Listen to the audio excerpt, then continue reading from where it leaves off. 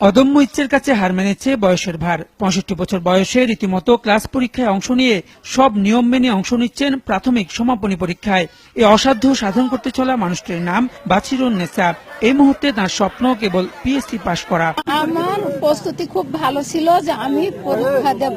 ১০০ marks ছিল, ৯৫ উত্তর আমি দিয়েছি। এবার ছেলেপিলের সাথে পরীক্ষা দিতে আমার খুব ভালো লাগলো। বাছিরুন পরীক্ষা দিচ্ছেন খুবই শান্তশিষ্ট ভাবে, আশেপাশে কোনো দিকে তাকান না তিনি। বলছেন পরীক্ষা কেন্দ্রে দায়িত্বপ্রাপ্তরা অন্যান্য বাচ্চাদের সঙ্গে পরীক্ষা দিচ্ছে। অন্যান্য বাচ্চাদের বয়স তো 10 বছর।